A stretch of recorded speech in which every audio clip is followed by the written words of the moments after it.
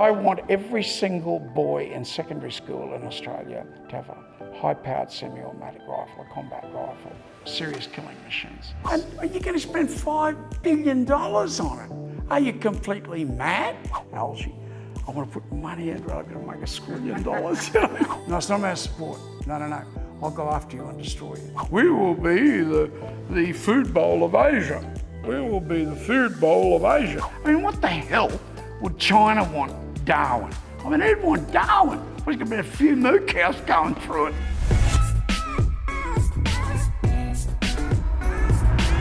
Welcome to Talking Tactics, where we give you the news, information and tactics that you need to thrive in the business world. A couple months ago, just after the massive flooding event in South East Queensland and northern New South Wales, I released a video about flood mitigation and what I think we need to do to prevent or lessen the damage from any future flooding events. And I mentioned the Bradfield Scheme, a massive engineering project proposed to collect floodwater in dams before it did any flooding damage, and then pipe that water out to inland Australia to irrigate farmland and create hydroelectricity. Queensland MP Bob Katter has been a huge proponent of the Bradfield Scheme, and he saw the TikTok version of the video. Side note, why not follow me on TikTok? And Bob reached out because he wanted to chat further about the scheme. So recently I sat down with Bob and talked about the Bradfield Scheme and dam building in Queensland and Australia and a few other hot topics. It was a long interview, almost an hour and a half, and to cut it down for YouTube, we've had to cut out a decent chunk. We've done our best to keep the context of his answers, but if you would like to hear the full version of the interview, we've released it in a podcast form, and I've included a link in the description below.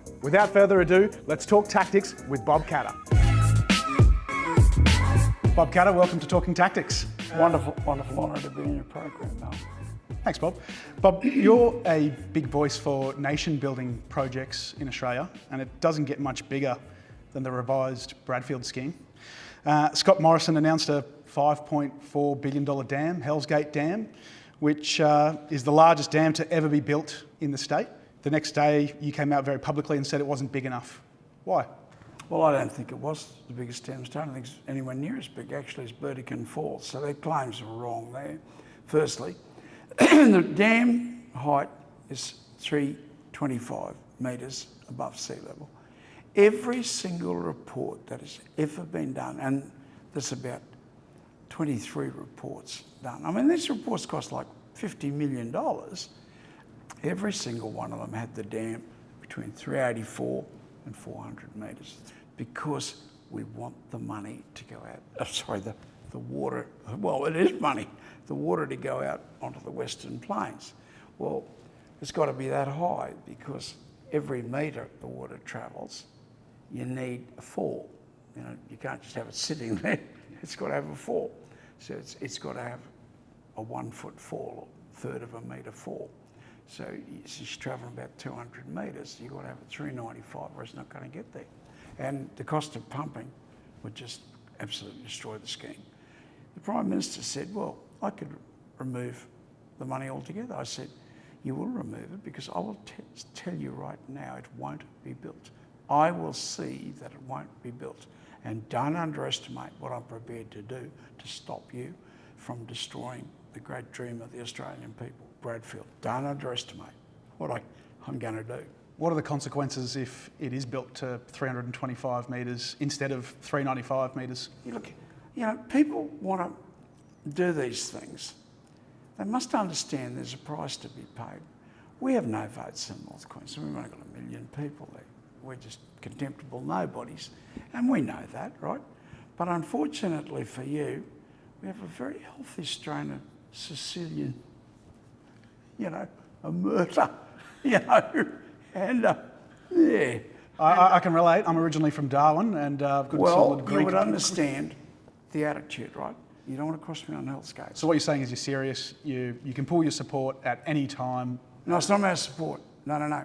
I'll go after you and destroy you. Yeah. And that's whether it's whoever's the leader. And on that point, what would you say to?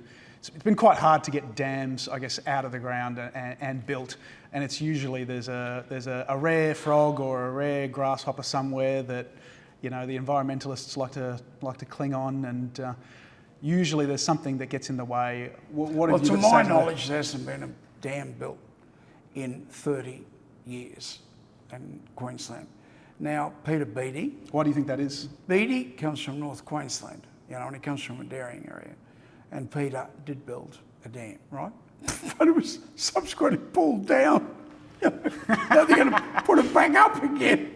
I mean, are you a government or are you a joke? So in 30 years there hasn't been a dam, but we built a dam every single year. The last 20 years, Jockey Peterson era, we built a dam every single year. What's changed? Why can't we get them built these days?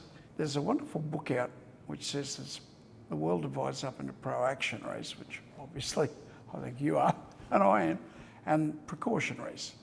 Governments today, state or federal, Labor or Liberal, they won't govern. They will do anything but govern. They will not make a decision on anything. They cannot and will not govern. So, I mean, I'm quite sure that Scott Morrison wants to build a proper dam there. But, you've got to have brutal use of blunt force. The scheme was originally designed by Sir John Bradfield, originally proposed in the 1930s. There's probably been countless business cases even since you've been in politics. Labor have come out and said they want to see another business case. How many more business cases do you think we need to get projects happening? It's not just a business case. They will dream up 4 million reasons so that they won't have to make a decision. And look, I said to Barnaby Joyce and Scott Morrison, I mean, if you can't make a decision whether we should or should not build a dam in Ewanton, I mean, how can you possibly, and I won't complete the sentence, I don't want to be abusive to people if I can avoid it, but I mean, how can you possibly govern a country if you can't decide whether you should build a dam? Well, that begs, I guess, a different question in terms of trying to get these big, massive projects that take multiple numbers of years to actually get off the ground. Are our political cycles too short? Is it simply not long enough to get some of these big projects? But Jockey Peterson said, if you can't get it done in 3 years, then you don't deserve 4 years. Under your scheme, the revised Bradfield scheme, to get it up to the dam wall height of 395 metres, obviously there's a component that produces hydroelectricity, and you've said that it's enough to power all of North Queensland. And of course that's clean, green, renewable. No, it wasn't hydro. That will irrigate, there's enough water there to irrigate 120,000 hectares of sugarcane. That's as big as Ayr, Tully and Ingham, three of the biggest sugar growing centres in the world, bigger than all three put together. And there'll be two giant sugar mills which will produce not sugar so much as ethanol. It'll produce 7% of Australia's petrol needs. It'll produce 2% of the nation's electricity from burning the sugarcane fibre. You squeeze the juice out, you produce sugar, you produce ethanol, which produces plastics. It's the feedstock for plastics, ethanol. It's the best feedstock you'll ever find for plastics. But the biggest of all is the CO2. It's not an emission, it's not a byproduct, it's a product. We want to produce as much CO2 as we can humanly possibly produce, because it then feeds algae. Algae is the big thing. It's a really big thing. Algae feeds on water, sunshine, CO2. So we can actually produce the figures. So we can feed 1/10 of Australia's entire beef turn-off. But I don't know, we might feed chooks, or we might feed pigs, or we might feed humans. There's a hell of a lot of algae product now on the shelves of the supermarkets. So we might feed humans with it. But we do know that where you can put 15,000 hectares of ponds in, we can produce... Is this from the rediverted floodwater from projects like... Water from the Hell's Gate will produce the sugarcane, and also there's enough water to put 15,000 hectares of ponds in. So, but those ponds will produce $3 or $4 billion worth of beef or pork or chicken meat every year. I mean, we'll get a handle on this. There's $2 billion worth of trees, sugar and ethanol, $2 billion. And then there's about 3 or 4 billion over here from the algae, combined with forage sorghum, of course. So you got a project here that's going to produce about $7 billion a year for the Australian economy. And what, you want to put a little pygmy thing in? That'll produce 5 cotton farms. Oh, jeez, that'll be so big for the Australian economy. 5 cotton farms. Of course, Brisbane floods. We recently had a flood this year. It flooded 11 years ago. We were told it was a 1 in 100 year event. Clearly there's not enough dams to capture all this water, because a couple of months ago we were talking about potential water restrictions because the dams were running low. Then we had too much water, we had to get it back. Is there a case for Brisbane to also get on the dam building bandwagon? I read with great interest the report. Waivano was built as a flood mitigation dam to protect Brisbane, right? So we thought, well, we may as well throw a bit of pump hydro in as well. So we threw a bit of pump hydro in as well. But the people controlling that dam said, oh, the world's coming to an end. Climate change, there'll be no water. Well, with three historic floods, but climate change was going to starve us of water, so they kept the dam at full level. It was never supposed to be, it was supposed to be a control dam to protect Brisbane from flooding, right? So they started using it as, an emergency water supply when there's never been an emergency and never will be an emergency. How do we get more dams in Brisbane then? Because clearly nothing has happened since the 2011 floods other than some minor tinkering. And in fairness to Beattie, he was building that dam on the Mary River and the federal government stopped him. But that dam should have been built and the Waivano should have been lowered to be used as flood mitigation, which it was originally designed for. And the water should come from the Mary River. And the Mary River has some bad floods. Having a big dam there wouldn't hurt either, for flood mitigation. And what you're really saying is Hell's Gate is going to potentially cause a massive agricultural boom that really would help support the interior. How many things in Australia can you spend $2,000 or $3,000 million and get back into the Australian economy $7 or $8 billion a year? It's just not a government contribution, it's a government investment. I mean, if that figure is $9 billion, you get $3 billion a year in taxation from an outlay of about $2.5 billion. I mean, are you completely mad? I mean, do it. Let's have a look at the architects of this. This bloke built the Sydney Harbour Bridge, the longest single-span bridge in the world. He built the Story Bridge here in Brisbane. He built the water supply for Sydney, which is built in the 1920s. To this very day, it still supplies most of Sydney's water supply. I mean, Sydney was a couple 100,000 people. It's now 5 or 6 million people. He's built a legacy. So this is this giant of a man, and he's got this great dream. It never stops raining. I've stayed more times the Rainbow Inn in Cairns than I've lived in my own house this year. And I don't think I've ever been there where it isn't raining. I mean, this place get 100-inch rainfall, Tully, and we can only take a little tiny bit from right up the top, right, and put it back through the ranges. But that little tiny bit is 1 million megalitres. I mean, if Hell's Gate will produce somewhere between $7 and $9 billion a year, well, Bradfield will double that. And just understand that if you had 2 neurons of intelligence, you would know that we have algae. It is the fantastic future, algae. I want to put money into it, I'm going to make $1 million, and it's so exciting. And I was with them all the way, the scientists at JCU who were working for BHP, Ergon, CSIRO, the big boys, right? And I was with them all the way, and it was so exciting watching what was happening there with the algae. But the, CO2 is one of their biggest products in Israel. They pump it into glass houses, so they get 20 times more tomatoes picked per hour than we do, because one bloke has tomatoes everywhere in the greenhouse. And they bubble it into ponds and they grow algae. This country is a net exporter of fruit and vegetables.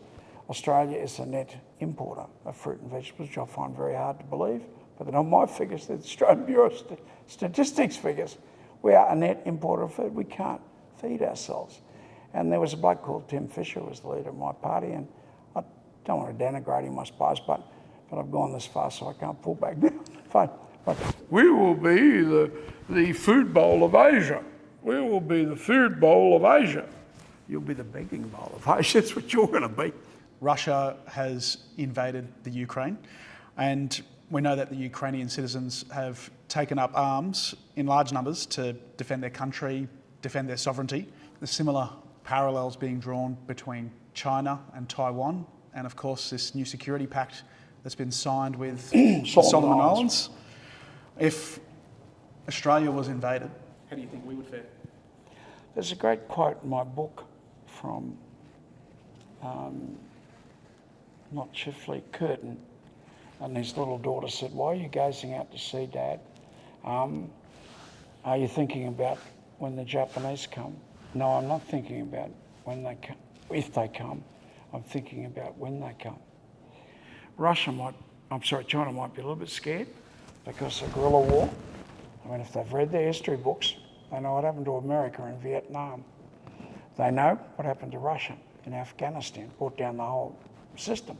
Do you think Australians have got it in them to be those guerrilla warriors? You know, what Ukraine has got is rifles. We don't have the rifles.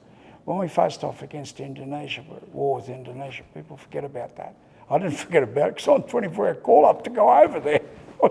And the militia, I was packing death, I can tell you. But we had 1.5 million semi-automatic rifles. Now we have 35,000. Not 1.5 million, 35,000. And how can you say they're not coming at us? I mean, what the hell would China want Darwin? I mean, they'd want Darwin. There's going to be a few moo cows going through it. You know what I mean? There's nothing goes through Darwin. It's a port that has nothing going through it except a few moo cows. Why would you want Darwin? But I want to ask about military service. Yeah. There's over 80 countries across the world that have some form of mandatory military service. Does Australia need to follow suit? I go to bed just in terror. And I read history books, and I don't know, that's probably a bad thing to do. But, if you can't see China coming at you, what the hell do they want to be in the Solomon Islands for? I mean, what are they going to trade crayfish, are they? I mean, what the hell would you want the Meriden airfield? Can't you see what is so painfully obvious? And I think if you can't see what is already happening, what does Australia need to do in response? Look, we do have a small population. I want every single boy in secondary school in Australia to have a high-powered semi-automatic rifle, a combat rifle. I want every single one of them to have a rifle. It's in the local school armoury. There are 50,000 schools in Australia. Everyone has got an armoury. And there's a town armoury as well. Now, do you think they should be made to do some compulsory military service? Absolutely, and as fast as humanly possible, you start producing those rifles on a mass scale. Semi-automatic combat rifles, serious killing machines. So there'll be armouries all over the place. And I'll tell you what, if China has got us, I'll get into that armoury before the bloody Chinese. That's for bloody certain. So that's the first thing. Second thing is a missile fortress wall. Peter Dutton's announced 4 weeks before an election that he's going to build missiles. Pete, you've been there for 4.5 years, you blokes. You haven't built one missile, right? Who in this earth is going to believe you that you're going to build missiles when you've been sitting there for 4.5 years picking fights with China and you haven't built a single missile? You've got enough money to build patrol boats so we can have a look at the enemy coming at us. We've got 200 drones, but none of them can carry ordnance. So we're going to have a good look at them coming, but I don't know what we're going to do about it. Well, I'm saying there'd be 5 million combat rifles there. Let's pick a fight with us, mate. Second, there will be 200,000 missile fortress wall around Australia. And it does cost a lot of money, actually. And number 3, and Rear Admiral Blackburn was screaming abuse. I mean, then I spoke to the task force commander of all the armed forces in Afghanistan, and happens to be a good man. He said, Blackburn is dead right. He's talking about all this.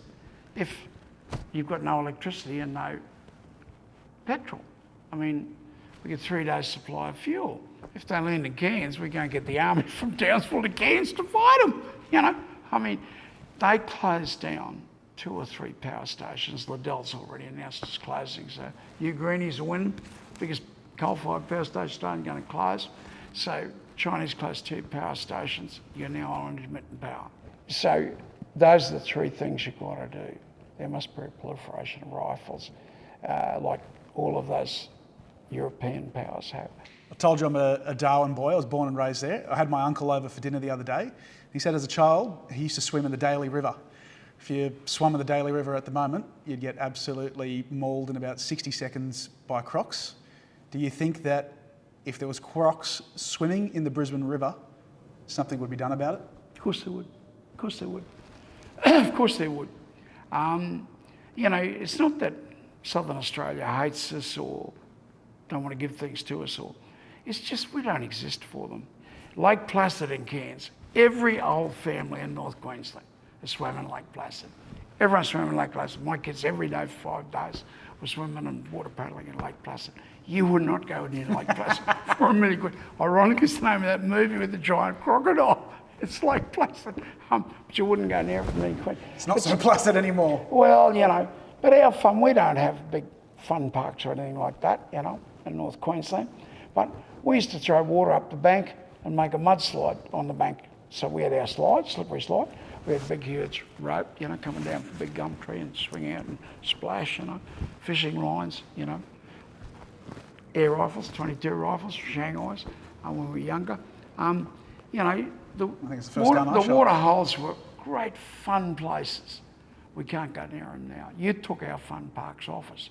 You know, I went to a Catholic school under St. Joseph nuns. Every morning of our lives, we stood in front of the Australian flag for 8 years of my life singing, God bless our lovely morning land, God keep her within his enfolding and to the earth there is no other land like. Well, if you sing that every day of your life for 8 years, I suppose you must come off with a bit of patriotism, you know. I mean, I think you've got to be a bit of patriotism, and, you know, there was not the slightest sensation of anti-English, you know. It was pro-Australia, you know, and you were brought up that way. Well, I mean, it's sorely lacking now. I mean, those beautiful poetry. Great nephew is Scott Morrison, actually, Tony Mary Gilmore. It's on the $10 note. It was I who paved the way that you might walk at your ease today. It was I who blazed the track, bloodied and furrowed upon my back. I was the conscript sent to hell to make in the desert the living well. I split the rock, I felled the tree. The nation was because of me. There's been a rise in stockbrokers, real estate agents, accountants, lawyers, professionals around city areas wearing RM Williams boots and driving around in their Land Cruisers with their bull bars. And in Brisbane, we call them Queen Street Cowboys. What else would you like to see the city counterparts adopt from the country cousins? But you know, I think it's good that, and I think it's a manifestation that beating in the heart of every Australian is a patriotism, but it just is suppressed. I said every boy should have a rifle, and everyone's agreeing with me. So RM Williams boots, a Land Cruiser and a rifle. Yeah, and a big hat, because this is cancer country, you know, in the heart of every Australian. Beats that patriotism. And it's like a fire, yeah. Looks like it's like gone out, but start fanning it with a big hat, you might be surprised what happens. Let it burn. Bob Catter, thanks for talking tactics. Well, there you go. Bob Catter is definitely a character, and it was interesting to chat with him. Do you agree or disagree with any of his points? Let me know in the comments section down below. Remember, the full interview is over on my podcast if you want to listen to that. If you enjoyed the video, I'd appreciate a like, and please hit that subscribe button so you don't miss the next big interview. Thanks for watching, and I'll see you on the next episode.